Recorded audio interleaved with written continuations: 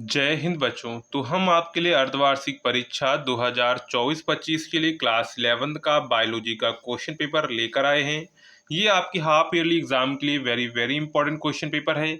इसमें जितने भी क्वेश्चंस हैं वो आपकी एग्जाम के लिए इंपॉर्टेंट हैं। यहाँ पर देखो, हाफ ईयरली पेपर दिखाने का मतलब ये है कि आपको जितने जितने भी क्वेश्चंस देखने को मिलेंगे वो आपके हाफ ईयरली एग्जाम के लिए इंपॉर्टेंट होंगे। जरूरी नहीं है कि सारे क्वेश्चन आपको ऐसे ही एट इज एग्जाम में देखने को मिल जाएं। ये क्वेश्चन पेपर किसी स्कूल में आया हुआ था तो वही क्वेश्चन पेपर हम यहाँ पर लेकर आए हैं। इसमें जितने भी क्वेश्चंस हैं तो आपके हो सकता है इसमें आधे से ज़्यादा क्वेश्चंस मैच कर जाएं, इसलिए आप इन क्वेश्चंस को जो है प्रॉपर अच्छे से याद कर लीजिएगा। तो यहाँ पर एक एक करके हम लोग सभी क्वेश्चंस को देखेंगे। इसमें जितने भी क्वेश्चंस है वो आपको सिलेबस के अनुसार हैं। जो भी आपके एग्जाम का सिलेबस है, हाफ ईयरली का सिलेबस है, उसी के आधार पर यहाँ पर क्वेश्चंस आपको दिए गए हैं। तो सबसे पहले हमारा जो है बहुविकल्पीय प्रश्न आते हैं। तो सबसे पहले हम लोग बहुविकल्पीय प्रश्न देखेंगे, इसके बाद अति लघुत्तरीय और फिर दीर्घोत्तरीय। उससे पहले अगर आपने अभी तक चैनल को सब्सक्राइब नहीं किया है तो आप चैनल को सब्सक्राइब कर लीजिए, क्योंकि यहाँ पर आपको अर्धवार्षिक, एनुअल एग्जाम, सभी की क्लास के क्वेश्चन पेपर आपको देखने को मिल जाएंगे जो आपको किसी चैनल पर नहीं मिलेंगे। तो यहाँ पर आपको सभी क्लासेस के 9th 10th 11th 12th PSC BEd आपको सभी के क्वेश्चन पेपर यहाँ पर देखने को मिल जाएंगे। तो चलिए आज की क्लास शुरू करते हैं। साथ में आप टेलीग्राम और व्हाट्सएप ग्रुप को जरूर ज्वाइन कर लीजिएगा, जिससे पीडीएफ वगैरह आपको वहाँ पर प्रोवाइड की जा सके। तो यहाँ पर सबसे पहला क्वेश्चन है, द्विनाम पद्धति के जनक हैं। तो द्विनाम पद्धति के जो जनक हैं वो हैं कैरोलस लीनियस। कौन है? कैरोलस लीनियस जो हैं वो द्विनाम पद्धति के जनक हैं। यानी कि ऑप्शन नंबर यहाँ पर आपका क्या करेक्ट हो जाएगा? तो ऑप्शन नंबर आपका ए वाला यहाँ पर करेक्ट हो जाएगा, कैरोलस लीनियस। नेक्स्ट है, शिशु 1 मिनट में कितनी सांसें लेता है? शिशु 1 मिनट में कितनी सांसें लेता है? तो शिशु 1 मिनट में 40 से 45 बार सांसें लेता है। कितनी लेता है? 40 से 45 बार सांसें लेता है। तो यहाँ पर आंसर आपका क्या करेक्ट हो जाएगा? तो यहाँ पर आंसर आपका करेक्ट हो जाएगा 44 बार। क्या हो जाएगा? 44 बार। ऑप्शन नंबर बी आपका यहाँ पर करेक्ट हो जाएगा। ठीक है, नेक्स्ट क्वेश्चन देखते हैं, क्वेश्चन नंबर 3। श्वसन गतियों में वायु का आकलन किसके द्वारा किया जाता है? तो श्वसन गतियों में वायु का आकलन किसके द्वारा किया जाता है? तो इसका आकलन जो है स्पायरोमीटर के द्वारा किया जाता है। किसके द्वारा किया जाता है? स्पायरोमीटर के द्वारा किया जाता है। तो यहाँ पर राइट आंसर क्या हो जाएगा? तो राइट आंसर आपका जो हो जाएगा वो हो जाएगा स्पायरोमीटर। ऑप्शन नंबर सी आपका यहाँ पर करेक्ट हो जाएगा। इसके बाद नेक्स्ट क्वेश्चन है, रुधिर की खोज किसने की? तो रुधिर की खोज किसने की? यहाँ पर ऑप्शन दिए गए, लीवेनहॉक ने, आर्सेलो मेलपीगी ने, लीवेनगक ने और कार्ल लैंडस्टीनर ने। तो रुधिर की खोज किसने की थी? तो रुधिर की खोज की थी कार्ल लैंडस्टीनर ने की थी। यानी कि ऑप्शन नंबर आपका डी वाला यहाँ पर करेक्ट हो जाएगा, कार्ल लैंडस्टीनर। इसके बाद नेक्स्ट क्वेश्चन है, मानव मूत्र का पीएच लगभग कितना होता है? तो मानव मूत्र का जो पीएच है 6 होता है। कितना होता है? 6.0 होता है। यानी कि ऑप्शन नंबर जो आपका करेक्ट हो जाएगा वो करेक्ट हो जाएगा सी वाला 6। क्या हो जाएगा? 6, ऑप्शन नंबर सी। इसके बाद नेक्स्ट क्वेश्चन है, मनुष्य का वैज्ञानिक नाम बताइए। तो मनुष्य का वैज्ञानिक नाम क्या है? ये तो सबको पता होगा, आपने बचपन से पढ़ा होगा। क्या नाम है? Homo sapiens. क्या है? होमो सैपियंस जो है मनुष्य का वैज्ञानिक नाम है। इसलिए राइट आंसर क्या हो जाएगा? तो राइट आंसर आपका हो जाएगा यहाँ पर क्या हो जाएगा? Homo sapiens. ऑप्शन नंबर आपका ए वाला यहाँ पर करेक्ट हो जाएगा। क्या करेक्ट हो जाएगा? Option number A. नेक्स्ट है, मानव में कवकों द्वारा उत्पन्न रोग है। तो मानव में कवकों द्वारा जो उत्पन्न रोग है वो है रिंग वर्म। कौन सा है? रिंग वर्म है। यानी कि ऑप्शन नंबर आपका देखेंगे तो क्या करेक्ट हो जाएगा? तो ऑप्शन यहाँ पर आपका डी वाला करेक्ट हो जाएगा, रिंग वर्म। क्या हो जाएगा? Ring worm, option D. इसके बाद आते हैं हमारे अति लघुत्तरीय प्रश्न।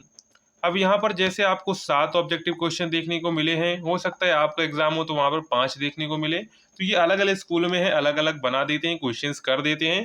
तो ये किसी स्कूल का क्वेश्चन पेपर है, तो हम ये क्वेश्चन पेपर आपके लिए लेकर आए हैं।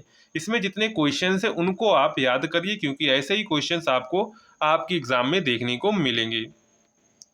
पहला क्वेश्चन है, कैरोलस लीनियस की प्रसिद्ध पुस्तक का नाम लिखो। तो कैरोलस लीनियस की प्रसिद्ध पुस्तक का नाम क्या है? सिस्टेमा नेचुरी। क्या है? सिस्टेमा नेचुरी जो है इसकी प्रसिद्ध पुस्तक का नाम है। इसके बाद नेक्स्ट है, ICZN का पूरा नाम लिखिए।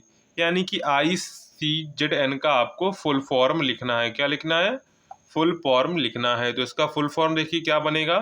तो इसका फुल फॉर्म बनेगा इंटरनेशनल। क्या बनेगा? सबसे पहले लिखेंगे इंटरनेशनल,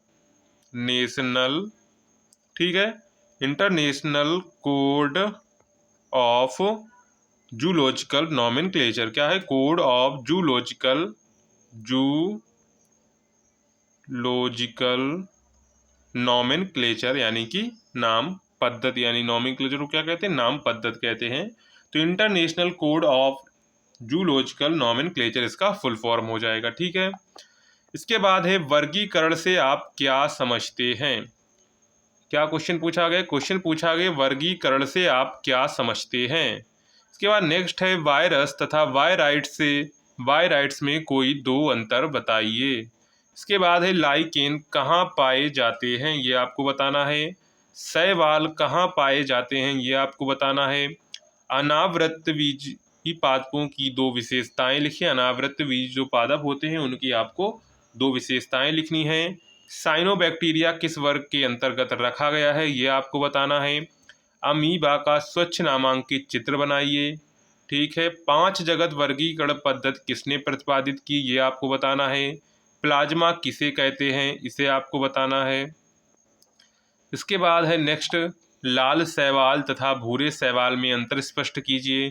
तो आपको 2 नंबर का क्वेश्चन है, तो कम से कम आपको 2 अंतर तो लिखने ही पड़ेंगे लाल शैवाल तथा भूरे शैवाल में। इसके बाद है, हीमोग्लोबिन का श्वसन क्रिया में क्या महत्व है।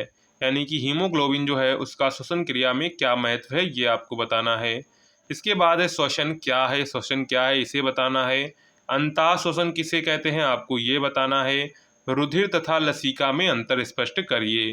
तो अंतर जितने भी पूछे गए हैं, अंतर आपको मिनिमम 2 अंतर तो आपको लिखने हैं, क्योंकि 2 नंबर का क्वेश्चन है तो 2 अंतर तो आपको लिखने पड़ेंगे। तो ये आपके जो है इस टाइप के अति लघु उत्तरीय प्रश्न हो जाते हैं। इसके बाद आते हैं विस्तृत उत्तरीय प्रश्न। तो विस्तृत उत्तरीय प्रश्न जो है आपके 5-5 नंबर के, कितने कितने नंबर के हैं? 5-5 नंबर के हैं। जैसे, मनुष्य के हृदय की आंतरिक संरचना का वर्णन करें। रुधिर वर्ग से क्या अभिप्राय है? मनुष्य में पाए जाने वाले रुधिर वर्गों का उल्लेख करें। तो ये जितने भी क्वेश्चन है वो आपके एग्जाम के लिए इंपॉर्टेंट हैं। तो इसी बेसिस पर आप लोग जो है अपने हाफ ईयरली एग्जाम की तैयारी करिएगा, ठीक है। इसके बाद नेक्स्ट है, उत्सर्जन किसे कहते हैं? जंतुओं के मुख्य उत्सर्जी पदार्थ क्या है। इसके बाद क्वेश्चन 20 है, वर्गीकरण की आवश्यकता व महत्व का उल्लेख करिए। यानी कि वर्गीकरण की आवश्यकता क्यों पड़ी और इसका क्या महत्व है, उसका उल्लेख करना है। कृत्रिम तथा प्राकृतिक व जातिवृत्तीय वर्गीकरण से आप क्या समझते हैं। यानी कृत्रिम तथा प्राकृतिक व जातीय वृत्तीय वर्गीकरण से आप क्या समझते हो। इसके बाद लास्ट क्वेश्चन है 22, शैवालों के आर्थिक महत्व का वर्णन करो अथवा साइकस की जीवन चक्र पर प्रकाश डालिए। तो यहाँ पर 22 में आपको ऑप्शंस दिए गए हैं, तो दोनों में से आप कोई एक यहाँ पर कर सकते हैं। तो इस तरह यहाँ पर जो है किसी स्कूल में इस तरह यहाँ पर 5-5 नंबर के क्वेश्चंस पूछे गए थे और ये ऊपर सारे 2-2 नंबर के क्वेश्चंस आपसे पूछे गए थे। तो यहाँ पर जितने क्वेश्चंस है वो आपकी एग्जाम के लिए इम्पोर्टेंट है। और जो पैटर्न रहा कि ऐसा ही पेपर आपको देखने को मिलेगा, तो हो सकता है कहीं आपको यहाँ पर इसमें ऑब्जेक्टिव 4 ही देखने को मिले और इस खंड को है अति लघु उत्तरीय लघु उत्तरीयों में बांट दें। तो इसमें आप जितने क्वेश्चंस है उनको याद रखिएगा, जितने भी क्वेश्चंस है, क्योंकि आपको क्वेश्चन से लेना देना है कि क्वेश्चंस जैसे आपके एग्जाम में पूछे जाएं वो आपको याद होनी चाहिए। तो इसमें जितने भी क्वेश्चंस है वो आपके एग्जाम के लिए इंपॉर्टेंट है, तो आप इन्हें अच्छे से याद कर लीजिएगा। और इसकी जो PDF है वो आपको टेलीग्राम चैनल पर मिल जाएगी, या फिर आप टेलीग्राम पे जाके वहाँ पे सर्च कर सकते हैं। क्या सर्च कर सकते हैं? हिंदुस्तान नॉलेज जो है सर्च कर सकते हैं। टेलीग्राम में जाके क्या सर्च करना है? हिंदुस्तान नॉलेज आप सर्च कर लेंगे तो आपको हमारा चैनल मिल जाएगा। उसको ज्वाइन करके वहाँ से आप इसकी पीडीएफ डाउनलोड कर सकते हैं। नहीं तो इसकी लिंक आपको डिस्क्रिप्शन में मिल जाएगी, तो वहाँ से जाकर आप लोग जो है इसकी पीडीएफ डाउनलोड कर सकते हैं। तो चलिए मिलते हैं नेक्स्ट वीडियो में, तब तक के लिए जय हिंद।